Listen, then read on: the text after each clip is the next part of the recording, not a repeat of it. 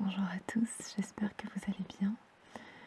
Alors dans cette vidéo, je voulais faire une sorte de vidéo réponse à la vidéo qu'a postée Inessentiel sur sa chaîne sur le thème de l'angoisse et de l'anxiété.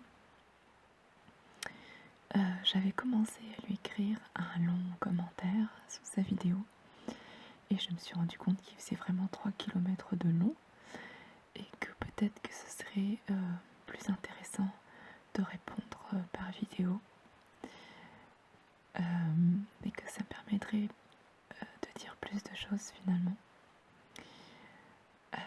Donc voilà, je voulais vraiment la remercier d'avoir abordé ce sujet-là par vidéo. C'est un de ses abonnés apparemment qui lui a posé la question et je trouve ça bien de pouvoir en parler comme ça. Alors voilà, je donne mon avis sur le sujet et ce que j'ai pu, disons, apprendre par moi-même, en quelque sorte, des petites choses qui peuvent éventuellement aider, évidemment. C'est pareil, je ne suis spécialiste de rien du tout, je donne simplement mon point de vue et ce qui a pu m'aider ou ce qui peut m'aider. Donc voilà, je me suis écrit quelques points pour essayer de ne pas trop oublier de choses. Et le premier point, c'est que j'avais lu un article qui disait, bon ça on le sait déjà, mais on est des animaux, et qui disait que donc on a des réactions d'animaux et qu'il y a deux catégories de personnes, on va dire. La première catégorie de personnes qui va être la catégorie des chasseurs, donc ceux qui vont foncer, qui vont aller récupérer à manger, plutôt se battre, etc. pour le reste de la tribu. Et la deuxième catégorie qui est plutôt celle des protecteurs de la tribu, donc ceux qui vont, disons, ressentir bien plus les dangers et ces choses-là dans l'environnement pour protéger le reste de la tribu. Donc je pourrais pas vous retrouver l'article parce que ça fait un moment que je l'avais lu, mais j'avais trouvé ça vraiment intéressant. Et je pense que ce qui s'est produit avec le temps, c'est que peut-être que effectivement c'est normal d'être anxieux ou angoissé et de vraiment ressentir de l'hostilité parfois dans l'environnement. Maintenant, je pense que voilà, le monde a énormément évolué et ce genre de réaction n'est plus adapté réellement à ce qu'on vit, à notre environnement. Ce qui fait qu'on reçoit beaucoup d'informations, beaucoup d'angoisse, alors que finalement, on n'a plus vraiment besoin de se protéger autant de cet environnement et de protéger donc sa tribu. Donc on a un flot d'informations comme ça, de dangers, qui finalement aujourd'hui ne sont plus vraiment adaptés. Et j'avais noté comme point qu'il fallait se réapproprier l'environnement. Et je pense que c'est un point important. Quand on est anxieux, on voit, quand on est angoissé, généralement donc on ressent des dangers un peu partout. Alors évidemment c'est parfois justifié, hein, mais la plupart du temps ça ne l'est pas. Et ça nous rend stressés ou anxieux. Et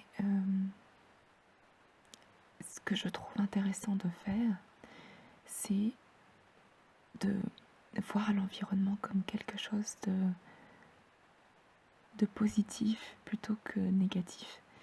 Et ça, c'est la ASMR qui m'a permis de le faire.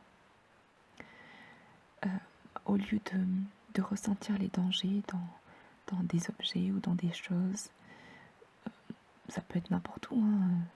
Après, ça dépend des gens. Tout le monde ne ressent pas l'angoisse ou l'anxiété au même endroit, au même moment, pour les mêmes choses. Mais disons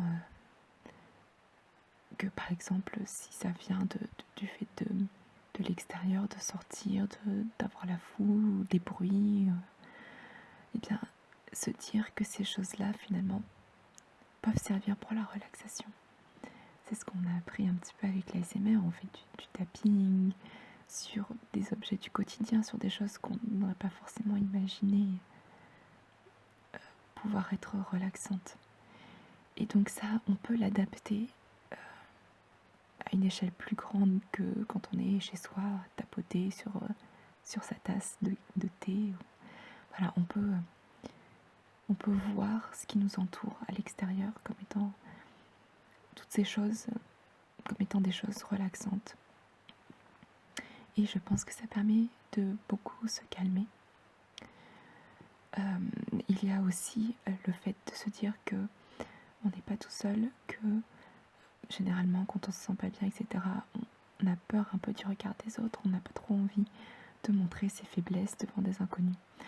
Mais encore une fois, la ASMR m'a appris une chose, c'est que il y a des tonnes de personnes qui suivent la ASMR, qui ont besoin de se relaxer, qui peuvent avoir l'ouverture d'esprit et comprendre qu'à un moment donné, on peut se sentir pas bien ou demander de l'aide. Et je me dis que ces personnes-là, eh ben, c'est des personnes, ça peut être le voisin, ça peut être des inconnus dans la rue que je peux croiser, etc.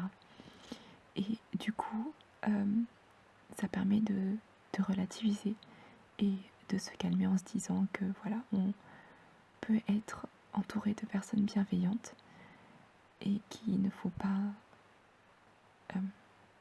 avoir peur de tout ce qui nous entoure et que voilà, on est entouré aussi de choses positives et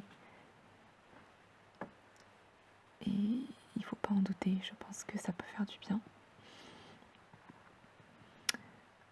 Ensuite, je pense qu'un autre point, c'est qu'il faut se débarrasser du sentiment de honte. Je pense que c'est quelque chose qui peut ronger énormément. Le fait de se sentir différent des autres ou de se dire qu'il ne faut pas en parler, que c'est anormal. Je pense que ça, c'est important de lâcher prise par rapport à ça. Évidemment, il y a toujours des personnes qui ne comprennent pas, qui ont du mal avec ça. Alors, il y a des personnes avec qui on peut discuter, bien sûr. Si vous sentez que vraiment ça ne peut pas se faire, ben voilà, il ne faut pas, disons, rester entouré de personnes trop néfastes pour soi, mais je pense qu'il y a quand même beaucoup de personnes avec lesquelles on peut discuter, qu'on peut échanger. Et souvent, c'est peut-être un manque de compréhension et ça peut être intéressant d'essayer d'éduquer et d'expliquer comment on se sent, pourquoi, et des choses comme ça. Et dans l'échange et dans le partage, on se débarrasse de ce sentiment de honte. Finalement, on assume ce qu'on est et ça rend les choses beaucoup plus faciles. Comme le disait Inessentiel, je pense aussi qu'il est important d'extérioriser par l'exercice physique.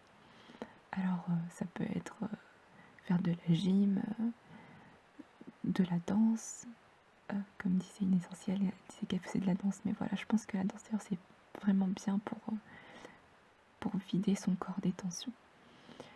Mais voilà, il y a beaucoup de choses qu'on peut faire pour essayer de détendre son corps et d'extérioriser ce qu'on peut ressentir. Et puis évidemment, il y a aussi avoir une passion et s'investir dans cette passion-là.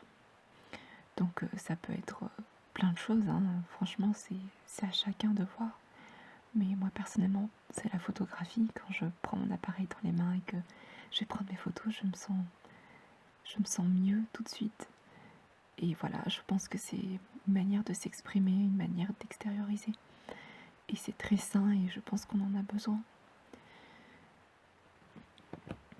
Et comme le disait une essentielle, l'angoisse, l'anxiété ne nous définit pas. C'est, disons, quelque chose qui peut nous handicaper, qui va affecter notre vie plus ou moins profondément. Mais ce n'est pas tout ce qu'on est. Ça fait partie de nous, une petite partie, mais on est tellement d'autres choses à la fois. Voilà, il faut cultiver tout le reste. Il ne faut pas rester focalisé uniquement là-dessus.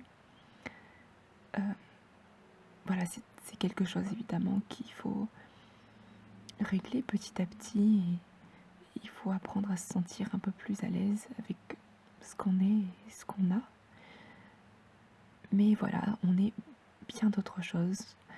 On peut penser à ce qu'on aime, l'art, la musique, la photo, enfin ça peut être tout et n'importe quoi, hein. Et voilà, et les valeurs qu'on nous a transmises quand on était enfant, ou les valeurs qu'on essaye d'acquérir ou de transmettre. Voilà, c'est toutes ces choses-là qui font ce qu'on est et pas l'angoisse. Je pense aussi que ce qui peut être bien, c'est de transformer tout ça en quelque chose de positif. Parce que finalement, c'est vu assez comme quelque chose de négatif, mais je pense que on peut en retirer quelque chose de bon. On peut apprendre quelque chose de toutes ces épreuves-là, de ce genre d'épreuves. Et le transformer en quelque chose de positif, ça permet finalement de se sentir mieux et de se dire que c'est utile aussi. Ça peut être utile pour ce qu'on va devenir, pour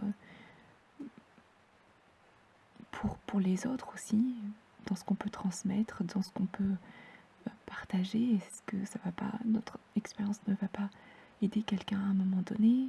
Est-ce que voilà, ça peut pas nous apprendre certaines valeurs de la vie et nous changer, nous transformer, mais dans le sens positif du terme? Moi, je crois vraiment que il faut en retirer un maximum le positif et tout ce que ça peut nous apprendre de bon et ce que ça peut modifier dans notre façon de faire. Je pense que peut-être que ça peut nous rendre moins égoïstes, plus à l'écoute des autres et voilà, plus dans le partage. Je pense que ça peut être quelque chose d'intéressant et du coup, le fait de transformer ça en quelque chose de positif, de bon et d'être plus dans le partage, ça permet de se sentir mieux avec soi-même et du coup de se sentir moins stressé, moins angoissé parce que voilà, on est en accord avec soi-même et ça peut calmer. Autre point, il ne faut pas trop se mettre la pression, je pense, parce que c'est des choses qui peuvent prendre beaucoup de temps et on peut se donner des objectifs par étapes et ne pas trop vouloir aller trop vite. Parce que se mettre la pression, évidemment, ça n'aide pas du tout, ça angoisse. Donc voilà, il faut se donner des petits objectifs, même des petites choses qui peuvent sembler anodines. Et voilà, avancer progressivement et toujours se dire qu'on avance et qu'on progresse. Ça permet aussi de se sentir mieux. Voilà, donc là, je ne vais plus avoir beaucoup de temps pour terminer cette vidéo. Je pense avoir dit à peu près tout ce que je pouvais dire rapidement. Maintenant, c'est un sujet qui est très vaste et très complexe, alors évidemment, il y a beaucoup de choses à dire. Mais j'espère que ça vous aura un peu aidé et je fais plein de gros bisous à une essentielle. Merci beaucoup pour ta vidéo et j'espère que que tu auras aimé la mienne. Et je vous dis à tous à très bientôt.